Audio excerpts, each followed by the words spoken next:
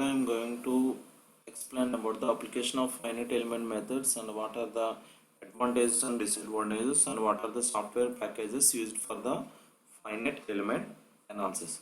So in the previous class we already discussed about the what is meant by finite element and what is meant by finite element methods. Once we recall the previous class topics, that means finite element. What is the definition of finite element? In the finite element methods, it built up of many small interconnected subregions is called finite element. And what is element? Element is a built up of many small interconnected subregions is called element. And what is meant by node? So node is a structure node is a in original body or structure is then considered as an assemblage of these elements concerned at a finite number of joints is called nodes. Finite number of joints is called nodes. So what is the matrix? Matrix is an array of number of rows and columns. The array of number of rows and columns. Coming to the today's topic, applications of finite element methods. So in the applications of finite element methods, the finite element methods can be used to analyze the both structural and non-structural problems. So in this finite element methods was developed originally for the analysis of aircraft structures. However, the general nature of its theory makes it available to a wide varieties of boundary value problems in engineering. So in these applications, the first one is static analysis. So here in the static analysis, trusses, beams, frames, plates and bridges and machine structures are analyzed in this static analysis. And second one, structural analysis. So it comes under the aircraft wings, missile and rocket structures. These are the structural analysis of the structural analysis of aircraft wings, missiles and rocket structures.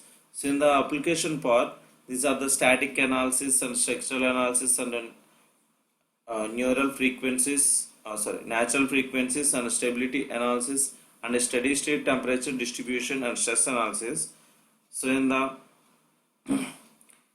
typical structural analysis, the stress analysis is including the trusses and frame analysis. Trusses and frame analysis. Sometimes we can use it as a buckling, such as a columns and frames and vessels, and vibration analysis and impact problems of including crash analysis of the vehicles and projectiles impacts and bodies falling and impacting on the objects. So here these are the application of finite element methods. So we are using in daily life, that means bridge constructions and aeronautical wings designing and bone designing and eyeball designing. These are the practical applications of the finite element methods. And what are the engineering applications of a finite element methods in our regular daily life? So we can use the different area of studies, that means civil engineering structures. So we can use the analyzing of problems in the civil engineering structures, analyzing of trusses, frames, folding plates, shell roofs and bridges. This comes under the application of civil engineering structures. And coming to the next area of study, aircraft structures. So in the aircraft structures, we can analyze the aircraft wings, wing fins, rockets, spacecrafts and missile structures of the given aircraft structures. And third one is machine design.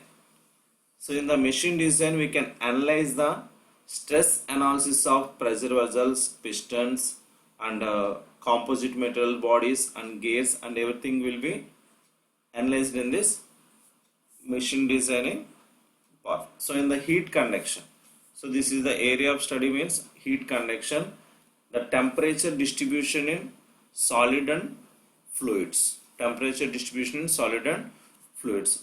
So in the previous semester we already discussed about the conduction, convection and radiation. So in the composite materials we are used for the different conductivity of the materials, that means brass, bronze and steel. So here this comes under the applications of finite element methods. We can calculate the temperature analysis or temperature distribution in the solid and fluid particles. So coming to the next one, the hydraulics and water resource engineering. So in the analysis of potential flows, free surface flow, viscous flows. So in the finite element methods, another engineering field students also can use this electrical machines and electromagnetics. So in the analysis of synchronous and induction machines and eddy current and core losses. So this comes under the electrical machines and electromagnetic field. So in the area of study, that means nuclear engineering.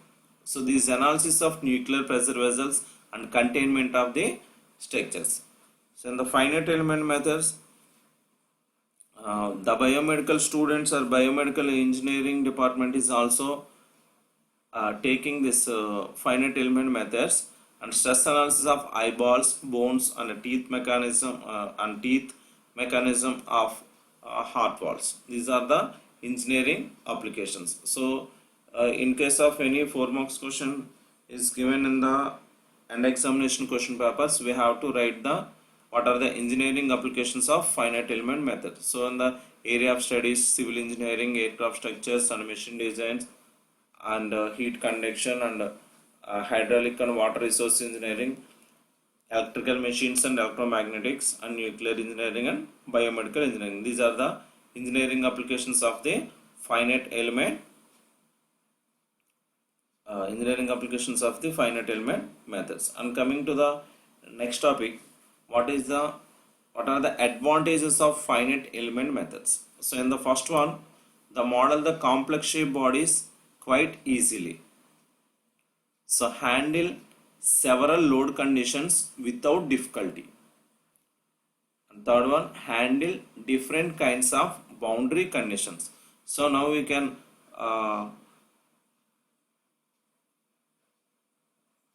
use the what are the different boundary conditions.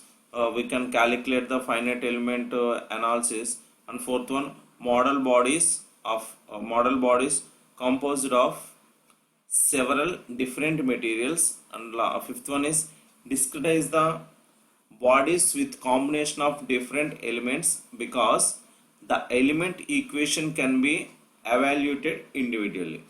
So in the sixth point, where is the sizes of the elements to make it possible to use small elements where necessary. So in the seventh point, handling time dependent and time independent heat transfer problems. These are the advantages of the finite element methods. These finite element methods of structural analysis enables the designers to detect stresses, vibrations and thermal problems during the design process and to evaluate design changes before the construction of the possible prototypes. Even though the finite element methods was initially used for structural analysis, it has since been adapted to many other disciplines in engineering and mathematical physics. So in the disadvantages of finite element methods, so what are the disadvantages in the finite element methods? It is a time consuming process. The finite element method is a time consuming process, and in order to analyze many number of smaller elements due to human fatigue, we have to depend on computer packages. These are the main disadvantages of the finite element method. The first one is time consuming process, and second one is analyze many number of similar elements due to human fatigue, and third one is the results obtained using finite element method will be closer to exact solution only. It is closer to exact solution only if the system is divided into large number of smaller elements. The finite element methods cannot be produce exact results. Again I am telling, finite element method cannot produce the exact solution. It produces the approximate solution for the given solid components or given structures. So last one, if we are not having sound backgrounds in mathematics, especially in matrix algebra, differential equations and integrations, then solving problem using finite element methods is highly difficult. These are the disadvantages. What are the main disadvantages of finite element methods?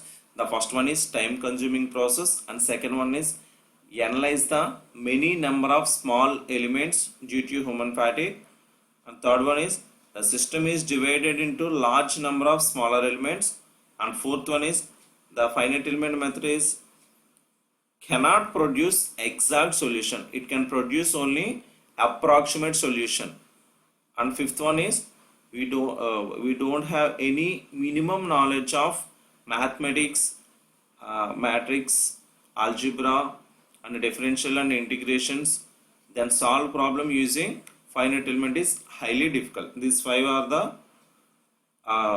main disadvantages of the finite element methods. First one is time consuming, and second one is analyze many number of small elements due to human fatigue, and third one is exact solution only if the system is divided into large number of smaller elements, and fourth one is it cannot produce exact solution. It can produce only approximate solution, and fifth one, without knowing the mathematics, matrix, algebra, differential equation, integrations, we cannot solve the finite element problems. These are the main disadvantages of the finite element methods.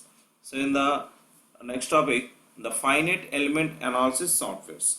The finite element analysis software. We already know the different types of software packages in the mechanical engineering field: AutoCAD, ProE, CATIA, like this. So here in this finite element analysis, these are the different software packages.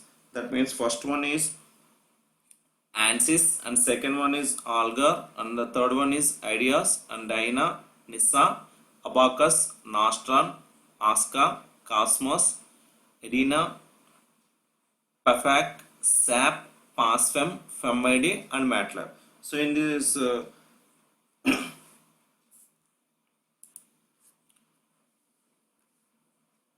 there are numerous vendors supporting finite element programs like this. These are the 15 types of finite element analysis software packages. If you can interested, users should carefully consult the vendor before purchasing any analytical softwares. However, to give you an idea about the various commercial personal computer programmers now available for solving problems by using finite element methods, we present the partial list of the existing problems. So these are the 15 finite element analytical softwares. Now I am going to show about the few videos of finite element analysis. We need to know how the proposed structure will behave under load. The equation describing the distribution of structural stresses are known, but they can't be directly solved for a complicated. An engineer designing a bridge will need to know how the proposed structure will behave under load. The equation describing the distribution of structural stresses are known, but they can't be directly solved for a complicated shape such as a bridge. However, the equations can be solved for very simple. The finite element method takes its place the single complicated shape with an approximately equivalent network of simple elements. The overall pattern of elements is referred to as the finite element mesh, and this pattern will be unique to each new problem. The initial step is to design this mesh, and for this we must first decide what kind of elements we'll use. One-dimensional rods, or two-dimensional triangles, or quadrilaterals.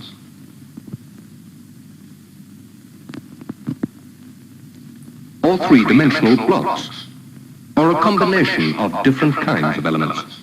The accuracy of the calculation is going to depend on the number of elements we choose to have in the mesh. The more elements we have, the smaller each one will be, and the more accurate the results. Unfortunately, more elements also means more calculations to be done. For reasons of economy, therefore, we look for the happy medium. Just enough elements to give adequate accuracy within a reasonable computing time. In our example of the bridge, we've chosen to use elements defined by 8 points. These points are referred to as nodes. In general, we regard each node as being capable of moving both horizontally and vertically. The exception will be those points around the outside edge that we can regard as immovably fixed. These boundary conditions must be included to complete the description of a physical problem so that the solution will be uniquely defined. Finally, we must specify the elastic properties of the material and what loading we wish to apply. In this example, we've chosen a large point load at the center of the bridge. The mathematical treatment aims at deriving an equation describing the whole system. We start from a basic relationship expressing the displacement of any node as a function of the node's coordinates x and y. In this example, the elements have 8 nodes, and for each of these, we write an equation describing the displacement of the node as a function of its coordinates. This gives us 8 equations for the whole element, which together form a matrix. This matrix is now the starting point for a series of steps based on the fundamental laws of mechanics. Step 1 relates displacements to stresses. From stresses we obtain strain energy, and from this we derive potential energy, and finally, from minimum potential energy, we obtain a pair of system equations for the complete element. By analogy with the equation of a simple spring, this new matrix is called the stiffness matrix for the element. Instead of a single displacement x, the matrix operates on the vector x, whose components are the displacements for the whole element. We carry out this process for every element in the mesh, so that we now have a stiffness matrix for each one. The important step now is to combine all these individual matrices into a single large matrix representing the stiffness of the whole system. Now, any two neighboring elements will have nodes in common, so values for common nodes will appear in both matrices. The matrices can therefore be combined by a simple merging technique. In practice, the process of solving the overall system equation is done concurrently with the combining of the matrices. The whole process is known as reduction.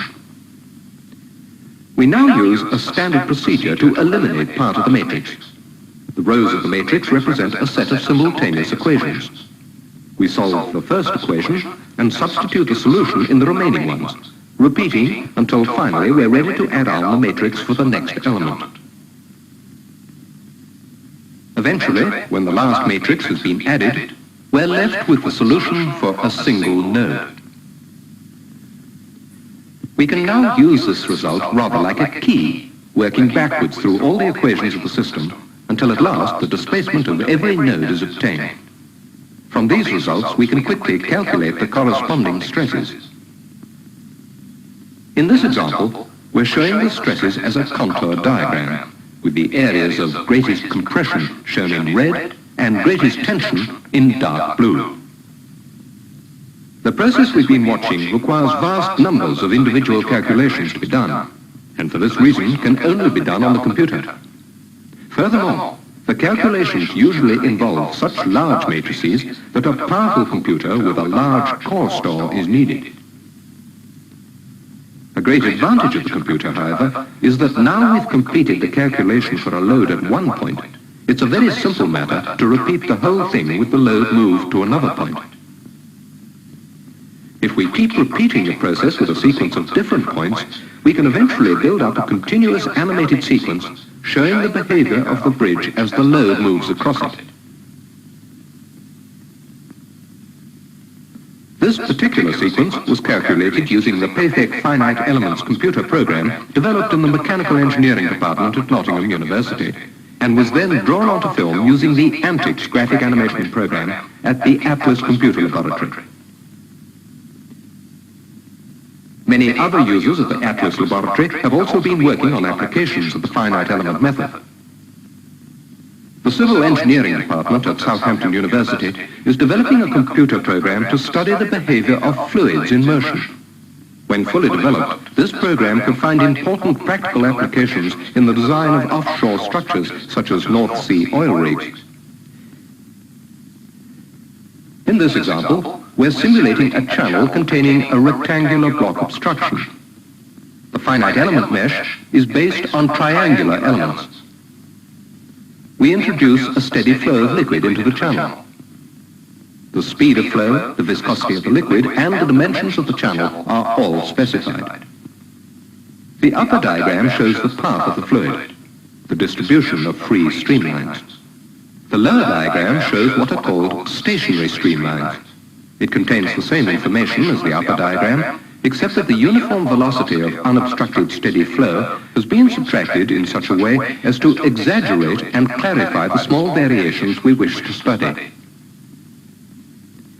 At this point, we've made a change in the conditions, equivalent to speeding up the flow. The streamlines change until again they form a steady state. Increasing the speed of flow still further, however, and a steady state is no longer possible. Vortices begin to form, and eventually a dynamic equilibrium state is reached.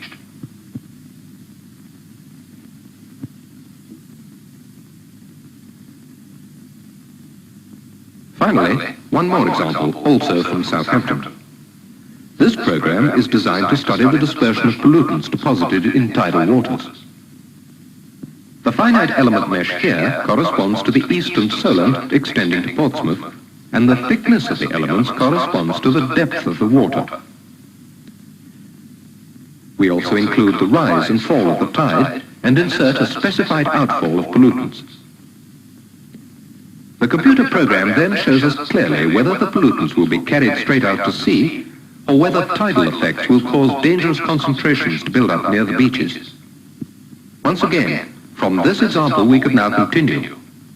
The same program may be used for any other area of water and any specified discharge of pollutants. We can investigate varying the rate of discharge and timing it to fit in with the movement of the tide. We can take into account the biological decay of the pollutant, and we can also include the background level of pollution from the rivers themselves. A major advantage of the finite element method is the ability to work with arbitrary shapes. This overcomes many of the limitations of older numerical techniques and gives the method a flexibility comparable to the use of physical models, but without their limitations. For example, different materials can be investigated easily by specifying different material properties as program data, properties that are difficult to vary in physical models. We can simulate life-size structures on the computer, whereas with the use of small-scale models, we're left with the scaling-up problems. Engineering research today is becoming increasingly sophisticated. It's often only by using the largest and fastest computers that we can hope to solve the complicated systems of equations representing a complex physical situation. With modern, powerful computers, it's also possible to conduct a comprehensive parameter search using a finite element program for large numbers of different cases in order to optimize the system. The finite element method can be applied to the widest possible variety of engineering. Undoubtedly, it can be said to lead the field in modern engineering computing methods. And this second video represents the how to identify the elements and a number of nodes, and how can you generate the mesh generation in this video.